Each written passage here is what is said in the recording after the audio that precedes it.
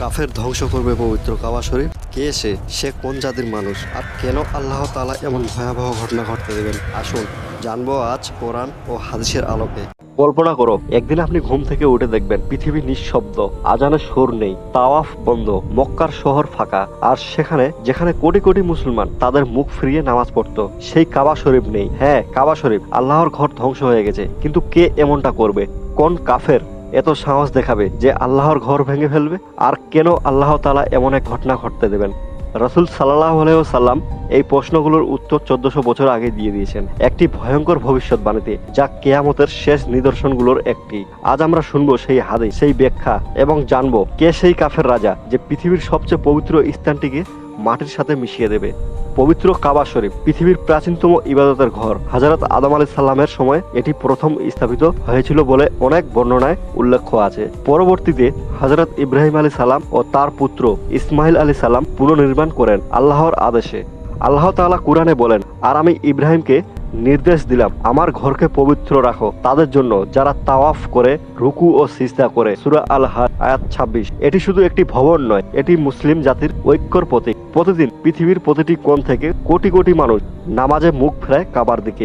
এক দিক, এক ঈমান, এক আল্লাহর প্রতি ভালোবাসা। রাসূল সাল্লাল্লাহু আলাইহি ওয়াসাল্লাম একদিন তার সাহাবীদের সামনে বলেছিলেন এক ভয়ঙ্কর ভবিষ্যৎবাণী। তিনি বলেন, কাবা শরীফ ধ্বংস করবে হাফসা, ইথিওপিয়া এর একজন রাজা, যার দুই পা পাতলা। সহিহ বুখারী হাদিস।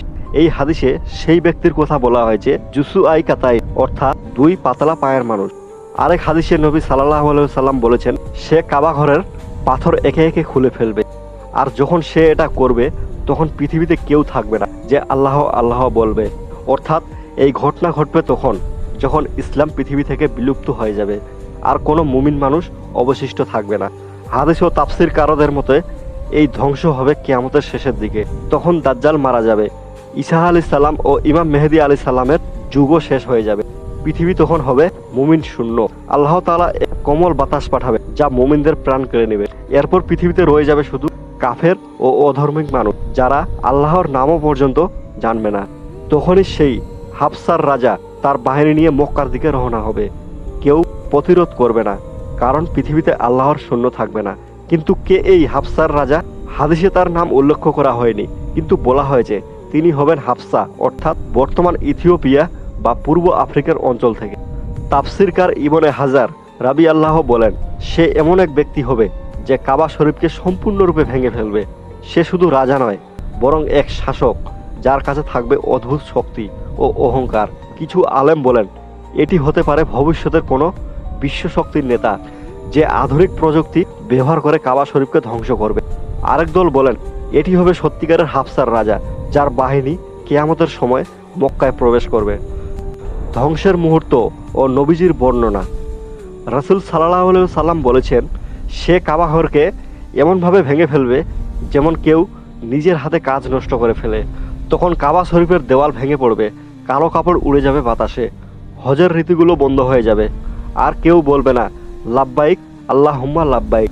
সে কাবার ভেতরের সম্পূর্ণ সম্পদ, সোনা, রূপা, অলংকার সব লুট করবে, কিন্তু কাবা রক্ষার জন্য একজনও এগিয়ে আসবে না। কেন আল্লাহ তাআলা কাবা ধ্বংস হতে দেবেন? অনেকে প্রশ্ন করেন, আল্লাহর ঘর কেন ধ্বংস হবে? উত্তর হলো, আল্লাহর ঘর তখনই নিরাপদ থাকে যখন মানুষ আল্লাহর নাম নেয়, তার ইবাদত করে। কিন্তু যখন মানুষেরা প্রচুর পরিমাণে পাপ করে ফেলে, কুফরি জুলুমে ডুবে যায়, নামাজ বন্ধ হয়, আল্লাহর স্মৃতি মুছে যায়, তখনই কাবার পবিত্রতা শুধু পাথরের দেয়ালেই সীমাবদ্ধ থাকেন। আল্লাহ তখন এই পৃথিবী থেকে সেই পবিত্র ঘর তুলে নেবেন, যেন মানবজাতি বুঝে নেয় যে আল্লাহর ঘরও রক্ষা পায় না যদি মানুষের ঈমান বিলীন হয়ে যায়।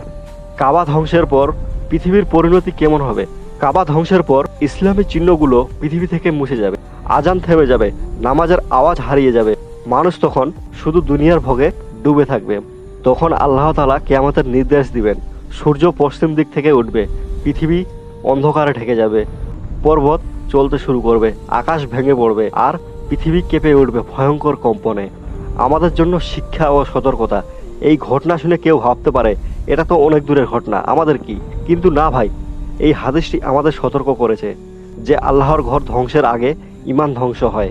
তাই এখনই সময় নিজের ঈমানকে মজবুত করা, নামাজে ফিরে যাওয়া, পাপ থেকে তওবা করা। কাবা ধ্বংসের আগে আমরা যেন আল্লাহর ভালো বান্দা হয়ে যেতে পারি। এই দোয়া আমাদের প্রতিদিন করা উচিত। প্রিয় দর্শক, যেদিন কাবা শরীফ ভেঙে পড়বে সেই দিন পৃথিবীর ইতিহাসও শেষ হয়ে যাবে। কিন্তু এখনো সময় আছে, আমরা এখনো নামাজ পড়তে পারি, তাওয়াফ করতে পারি, কাবার দিকে তাকিয়ে কাঁদতে পারি।